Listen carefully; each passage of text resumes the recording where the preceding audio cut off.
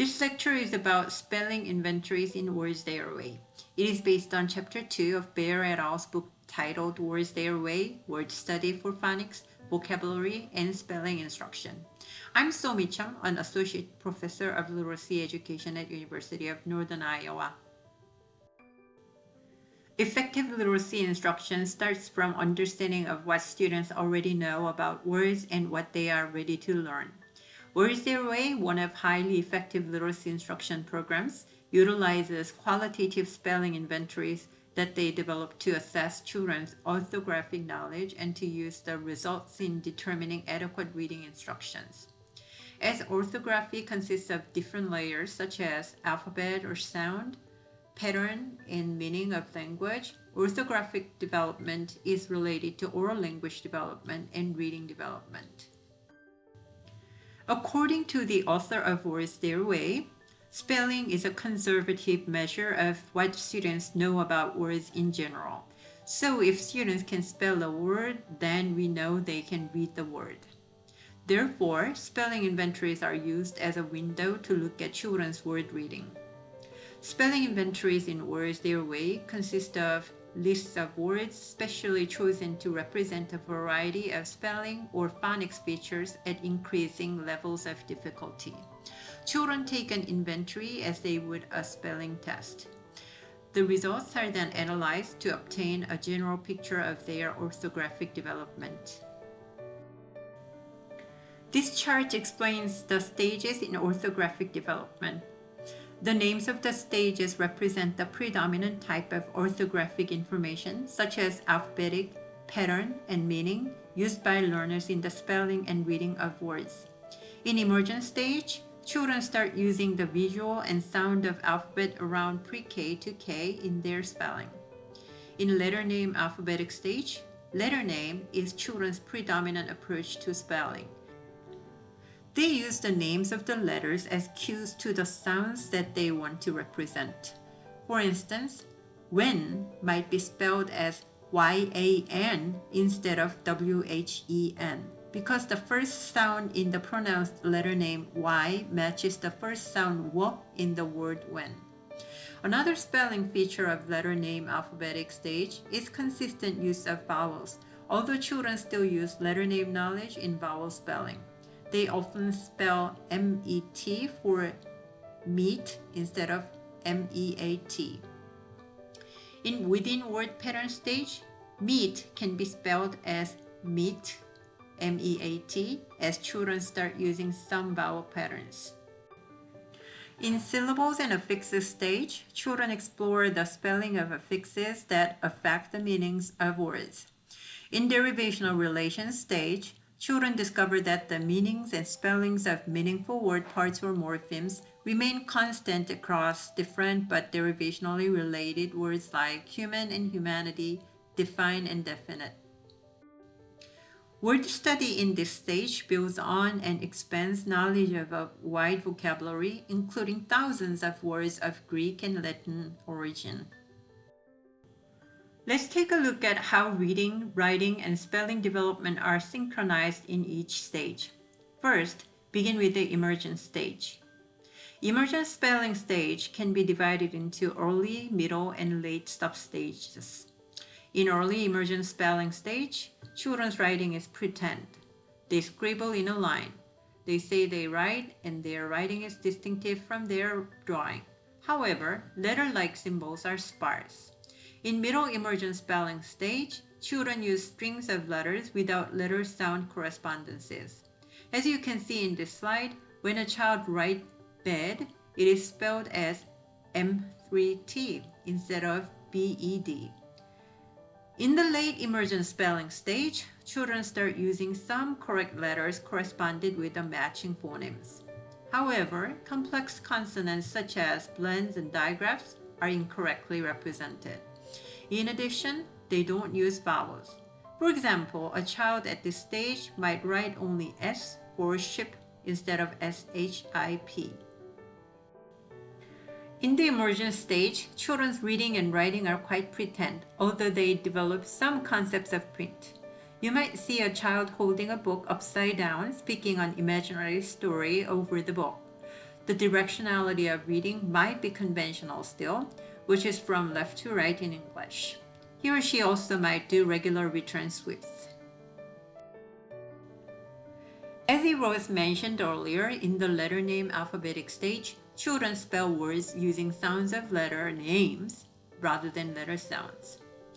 Vowels are not used during the early letter name alphabetic stage. Then, during the middle letter name alphabetic stage, children tend to use vowels like how their letter name sounds. For example, AI in train is spelled with A without I, as the letter name A sounds like when A and I together sound in train. While complex consonants such as digraphs and blends start being correctly used, children simplify vowel patterns until the late letter name alphabetic stage. In letter name alphabetic stage in general, children begin reading aloud by pointing to word by word as their concept of word is developed. A similar trend is exhibited in their writing. They start writing word by word. Then later, the length of writing becomes longer, like a paragraph. Children entering the within word pattern spelling stage can spell many words correctly because of their automatic knowledge of letter sounds and short vowel patterns. Within word pattern spellers now can deal with sound and pattern simultaneously. They can spell words with vowel patterns such as train and float in conventional spelling forms. In terms of reading and writing, children at the within word pattern stage approach fluency. They use some expression in oral reading. They also begin some silent reading. Their writing exhibits more organization with several paragraphs. From the syllables and affixes stages, children deal with multisyllabic words. In doing so, they consider spelling patterns where grammatical and derivation morphemes join. Reading and writing in syllables and affixes stage and derivational relations stage exhibit intermediate or advanced levels. Children in these stages read and write fluently with expression. They develop a variety of styles for reading and writing. With their vocabulary growth in these stages, their writing exhibits various voices, styles, and genres. They can write for personal problem solving and reflection. So far, we've learned how spelling and reading, writing development are synchronized and how children's spelling can inform us of their reading abilities. From now on, we will look at the spelling inventories used by Their Way program and learn how to administer, analyze, and use the results for instructional decision making. There are 3 available spelling inventories developed by Their Way authors. You will want to select a spelling inventory based on grade level and students' achievement levels. Primary spelling inventory is recommended for kindergarten through early 3rd grade because it assesses features found from the emergent stage through the within word pattern stage. This inventory consists of 26 words. For kindergarten students or with other emergent readers, you may only need to call out the first 5 words in the inventory, although some kindergarteners may be able to write all 26 words in the list. In an early 1st grade classroom, call out at least 15 words so that you can see how the children spell blends and digraphs. Use the entire list of 26 words for late 1st grade and 2nd and 3rd grades. For students who spell more than 20 words correctly, you should use the elementary spelling inventory. Elementary spelling inventory is recommended for grades 1 through 6 to identify students up to the derivational relations stage. By 3rd grade, most students can try all 25 words but be ready to discontinue testing for students who are visibly frustrated or misspell 5 in a row. Students who spell more than 18 words correctly should be given the upper level spelling inventory. Upper level spelling inventory can be used with students in upper elementary to college. List words for this inventory were chosen to identify specifically how students handle syllables and affixes and derivational relations in their spelling. After choosing an adequate inventory, administer the inventory like a traditional spelling test. Do not let children study the words in advance. Assure students that they will not be graded on this activity and that they will be helping you plan for their needs. This assessment does not need to be individually administered. Introduce the assessment to students as follows. I'm going to ask you to spell some words. Spell them the best you can. Some of the words may be easy to spell, some may be difficult. When you do not know how to spell a word, spell it the best you can. Ask students to number their paper or prepare a numbered paper for kindergarten or early first grade. Call each word aloud and repeat it. Say each word naturally without emphasizing phonemes or syllables. If necessary, use the word in a sentence to ensure that students know the exact word. In Appendix A of the book, sample sentences are provided for each inventory. Using the given list, call out the spelling word, then the sample sentence, then repeat the spelling word. Analyze children's spellings using a feature guide. Feature guides for all three different inventories are available in Appendix A. This analysis will help you identify what orthographic features students know and what they are ready to study, as well as their approximate stage. This spelling sample is from a kindergartner called Xavier in spring. Although he could stop after first 5 words were done, as suggested earlier, he wanted to write more words. He ended up finishing the primary spelling inventory. When analyzing, begin by marking the words right or wrong in the words spelled correctly column, the far right side of the feature guide. Then total the column. Letter reversals or static reversals, such as writing lowercase b as lowercase d and writing lowercase q as lowercase p, are often observed among young spellers.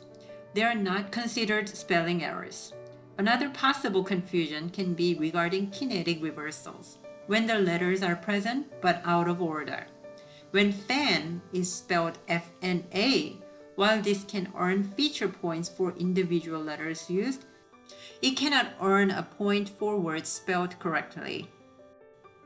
Let's look at Xavier's case. You can see static reversals of reversed P in pet and hope. C's and S's are all reversed. They should be seen as the letters they were meant to represent. The letter R in Xavier's fourth word, Rob, was also reversed. However, this spelling earned full credit for words spelled correctly. In the fifth word, hope, although the reversed letter P was considered to be correct, as E was missing at the end, this spelling did not receive any credit for the words spelled correctly. The next step, look for each spelling feature in each word. For instance, fan earned 3 feature points for F, A, and N. However, while there are 3 possible feature points for hope, Xavier earned 2 feature points for hope. The OE common long vowel feature was not correct. After you finish entering feature points for all words, sum them up for each feature column. Then sum up each row as well for the total feature points column. Looking at the bottom row that shows totals, find a feature column that shows about 70 to 80%. The feature group can be an adequate instructional focus. For instance, Xavier's case shows short vowels needs some instruction for him to master words with that feature. While spelling words with TH is not consistent yet, Xavier has almost mastered digraphs. His next instructional goal can focus on consonant blends. Following these columns from bottom to the top of the table, you can match the spelling stage for those features that need instruction. In Xavier's case, his spelling falls in the middle to late part of the letter name alphabetic stage. Don't forget to filling up the top part above the table. Particularly, the total score will be used for the classroom composite form in the next step. The total score will include the totals of words spelled correctly and feature points. In this case, feature points 27 plus 4 from words spelled correctly makes total 31. Use the results for instructional decision making. You can arrange word studies by selecting words that include the spelling features that needs more work. You can also determine some book levels based on the spelling stage results. In Xavier's case, level D e-books can be adequate. To get a sense of the group as a whole, use the classroom composite form in Appendix A. Order student papers by the number of total scores. Again, total score consists of total points of all features and correct spelling together. As you can see in this example from a 5th grade classroom, record students' names from top to bottom on the composite form on the basis of this rank order. Next, record scores from the bottom row of each student's feature guide in the row beside his or her name on the classroom composite chart. Then, highlight cells in which students are making 2 or more errors on a particular feature and column to spotlight areas of need. The map of highlighted area shows where your instructional focus can be for your classroom. Do not highlight cells in which students score a 0 though. Those features can be frustrating for instruction. Based on the highlighted areas, you can find some clusters. The blue cluster relates to the students who fall in the syllables and affixes stage. The purple cluster relates to the students who fall in the within word pattern stage. Mike A, who falls in the letter name alphabetic stage, needs individualized help, beginning with short vowels as well as digraphs and blends. Stephanie and Andy at the top, while appear to be at the derivational relation stage, the upper grade spelling inventory needs to be used to gather more information about specific spelling features for them to study. These clusters can be used to form instructional groups for differentiated instructions. Thank you for watching this lecture. Hope this is helpful for your use of Their Way Spelling Inventories. Feel free to leave any questions or comments. See you next time in my other videos about early literacy.